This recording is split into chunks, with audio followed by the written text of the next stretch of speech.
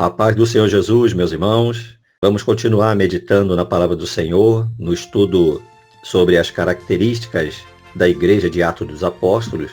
E eu convido os irmãos a que façamos uma comparação com a Igreja de hoje. No estudo anterior, vimos que após o Espírito Santo e a sua virtude serem derramados sobre a Igreja, já se podia perceber a grande diferença no grupo de discípulos do Senhor Jesus Cristo. Havia grande ousadia para pregar a palavra com energia e, consequentemente, havia também conversões genuínas. A palavra tocava poderosamente o coração do pecador como um punhal, produzindo arrependimento no coração das ovelhas perdidas. Outro ponto muito importante é que não havia corrupção na doutrina. A palavra ensinada pelos apóstolos era pura, era uma doutrina sem mistura. Vejamos agora outras características.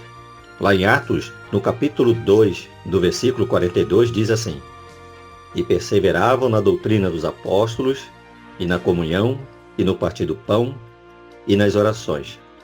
A palavra perseverar tem o sentido de ser dedicado, ser cuidadoso, perseverante, fiel e constante. Eles perseveravam em quê, irmãos? Ou no quê? Na doutrina. E como nós já vimos, a doutrina ensinada pelos apóstolos não era, como alguns pastores dizem, a doutrina da sua denominação. Era a doutrina ensinada pelos apóstolos, que é o nosso Novo Testamento hoje, que é a Bíblia Sagrada, as Escrituras. Sabemos que os apóstolos foram homens inspirados para escrever o Novo Testamento. Eles foram usados por Deus e, graças a isso, hoje temos o nosso Novo Testamento. Nós temos a nossa Bíblia completa. Eles perseveravam também, meus irmãos, na comunhão. A palavra comunhão tem o sentido de participação conjunta. Vem de ser companheiro. Quais as características dessa comunhão? Vejamos alguns exemplos. Lá em Romanos, no capítulo 12, versículo 13, diz assim: Comunicai com os santos nas suas necessidades. Segui a hospitalidade. A palavra comunicar, ela vem de uma raiz que quer dizer ser sócio, ser companheiro, ser participante. Pensa bem, irmãos, na força dessas palavras. Ser um companheiro na hora da necessidade. E aqui está dizendo, meus irmãos, que nós devemos ser sócio, ser companheiro na hora das necessidades. Em Romanos, no capítulo 12, versículo 15, diz assim: Alegrai-vos com os que se alegram, e chorai com os que choram. Quantas das vezes, meus irmãos, nós encontramos irmãos em Cristo vivendo momentos de aflição na sua vida, as suas necessidades e os seus pedidos não são atendidos. E o que mais se prega hoje nos altares das igrejas é o amor. O que não falta na maioria das igrejas são reuniões de confraternizações, festas, comilanças, festividades, tudo isso em nome, entre aspas, do amor. Mas o apóstolo Paulo, ele está nos ensinando quais são as características dessa comunhão. Primeiro, comunicai com os santos nas suas necessidades. Seja sócio, seja companheiro daquele que está vivendo em carências. A preocupação individual de cada irmão para com a necessidade do outro irmão. Chorai com os que choram, alegrai-vos com os que se alegram. Um sentimento, irmãos, de profunda compaixão e interesse pelo bem-estar dos nossos irmãos. Eu quero mostrar para os irmãos qual o caráter dessa oferta e como deve ser feita essa ajuda. Em 2 Coríntios, no capítulo 8, do versículo 12 ao 15, diz assim: Porque se há prontidão de vontade, será aceita segundo o que qualquer tem, e não segundo o que não tem. O apóstolo Paulo está dizendo, olha, a primeira característica da sua oferta, do seu sentimento de ajuda para com o irmão, do seu ato de ajuda, tem que vir numa prontidão de vontade. Nós temos tido isso em relação às necessidades e às aflições dos nossos irmãos? Temos tido essa preocupação? Temos sentido bom prazer? Temos sentido satisfação temos tido desejo, resolvemos em nosso coração em ajudar, em socorrer aquele irmão que está passando por alguma necessidade, seja de que área for? E no versículo 13 diz assim: mas não digo isto para que os outros tenham alívio e vós opressão. Não é para que você dê o seu sustento. Ele diz, mas não digo isto para que os outros tenham alívio e vós opressão. O que o apóstolo Paulo está querendo dizer, irmãos, é que o caráter da oferta não é para você tirar do seu pão, das suas obrigações, para socorrer os outros. Não é para você tirar do pão dos seus filhos para socorrer o outro. Não é para você tirar das suas necessidades, dos seus compromissos básicos, para socorrer o outro. Não digo isto para que os outros tenham alívio e vós opressão. Então, de que adianta você tirar do seu pão, dar para o outro tem alívio e você entra na necessidade? Não é essa a intenção. O versículo 14 diz assim, mas para a igualdade. O objetivo da oferta é para que a sua abundância supra a falta do outro. Veja só o que diz, mas para a igualdade. Essa palavra igualdade tem um sentido de imparcialidade, de justiça. Você tem visto isso nas nossas igrejas? A vossa abundância supra a falta dos outros, para que também a sua abundância supra a vossa falta e haja o que, irmãos? Igualdade. Para qual propósito isso, irmãos? Para que haja igualdade. A abundância dos seus recursos é para que você socorra aquele que está passando necessidade, para que haja igualdade. O versículo 15 diz assim, como está escrito, o que muito colheu não teve de mais, e o que pouco não teve de menos. Temos visto isso em nossos dias? Estamos vendo isso nas igrejas? Você tem visto alguma comunidade cristã, algum pastor pregar e fazer isso? A grande característica do corpo de Cristo é essa, irmãos. Se um membro do corpo padece, todo o resto sofre, não é mesmo? Precisamos ter o mesmo sentimento em relação aos nossos irmãos. A dor e a necessidade dos nossos irmãos devem nos incomodar, ao ponto de sermos impulsionados a socorrer. 1 Coríntios, capítulo 12, versículo 25 ao 27 diz assim, para que não haja divisão no corpo, mas antes tenhamos os membros igual cuidado uns dos outros. De maneira que se um membro padece, todos os membros padecem com ele. E se um membro é honrado, todos os membros se regozijam com ele. Ora, vós sois o corpo de Cristo e seus membros em particular. Lá em Romanos, capítulo 12, versículo 5 diz, assim nós, que somos muitos, somos um só corpo em Cristo, mas individualmente somos membros uns dos outros. Em Tiago, capítulo 2, versículo 15 ao 17 diz, e se o irmão ou a irmã estiverem nus e tiverem falta de mantimento cotidiano, e algum de vós lhes disser, ide em paz, aquentai-vos e fartai-vos, e não lhe derdes as coisas necessárias para o corpo, que proveito virá daí? Assim também a fé, se não tiver as obras, é morta em si mesmo. Em Hebreus, capítulo 13, versículo 3 diz, lembrai-vos dos presos como se estivesseis presos com eles, e dos maltratados, como sendo vós mesmos também no corpo. Em 2 Coríntios, no capítulo 9, versículo 7, diz assim, cada um contribua segundo propôs no seu coração, não com tristeza ou por necessidade, porque Deus ama o que dá com alegria. Esse versículo, irmãos, ele tem um sentido de não contribua de má vontade, não contribua porque uma pessoa está passando necessidade, você tem que socorrê-la, mas isso não te proporciona bem-estar, isso não te proporciona prazer.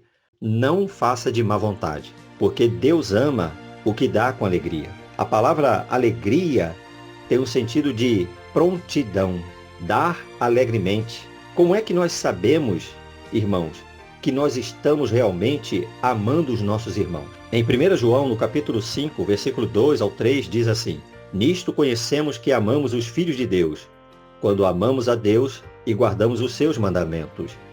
Porque este é o amor de Deus, que guardemos os seus mandamentos, e os seus mandamentos não são pesados.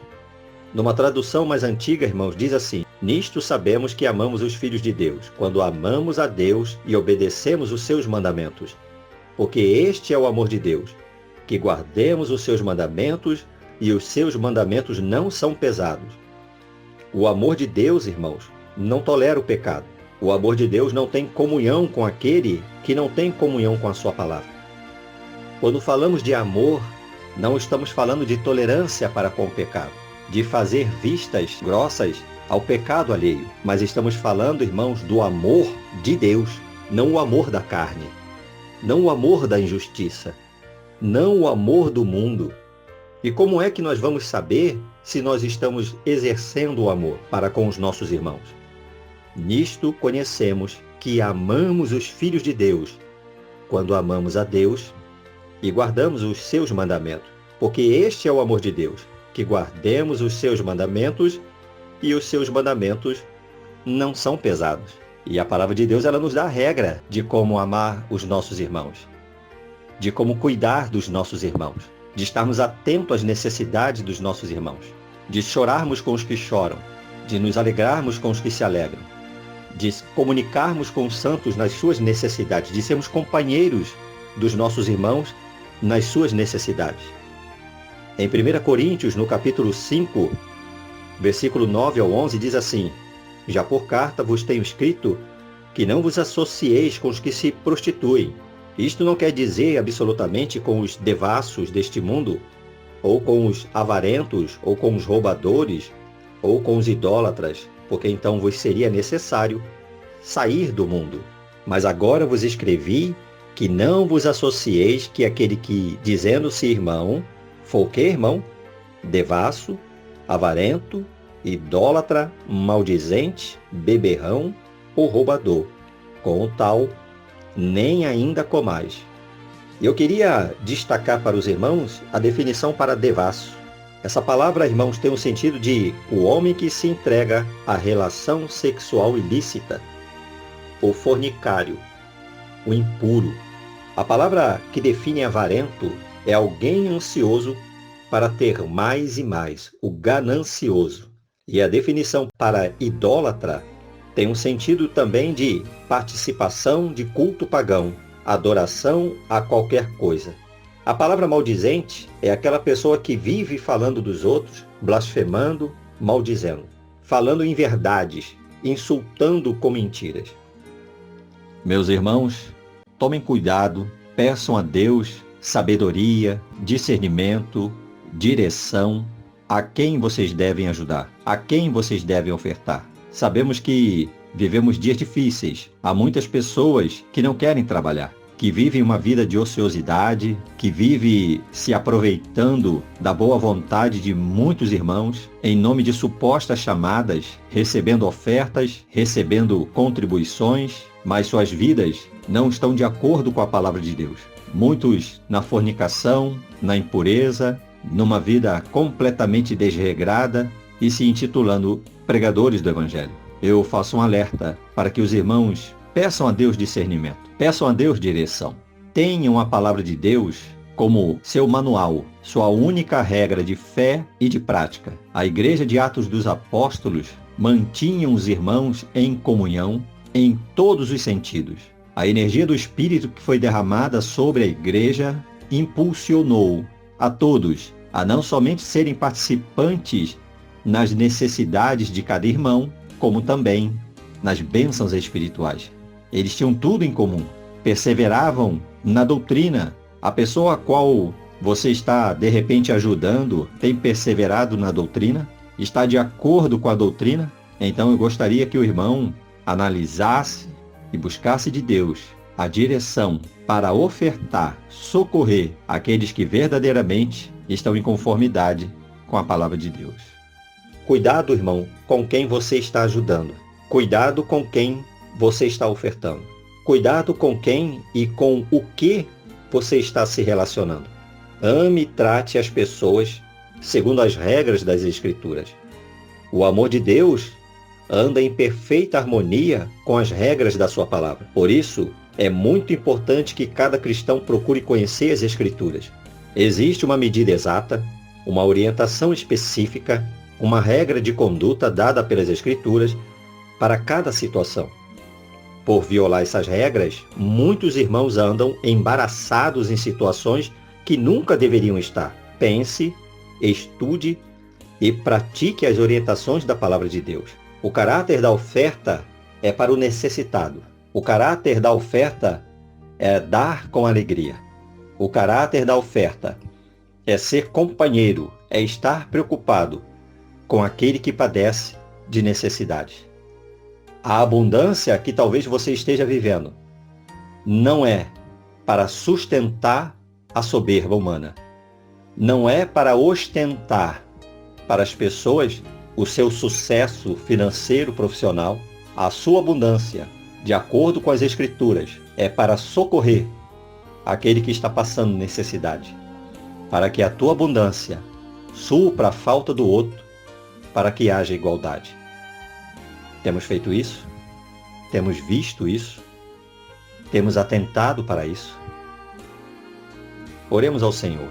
Pai Celestial, quando o Espírito Santo foi derramado com poder sobre a tua igreja, Ele não somente, Senhor, proporcionou aos seus discípulos pregarem tua palavra com autoridade, com sinais, prodígios e maravilhas, mas provocou no interior do coração de cada nascido de Deus um sentimento de justiça. Um sentimento, Senhor, de cuidado para com o irmão.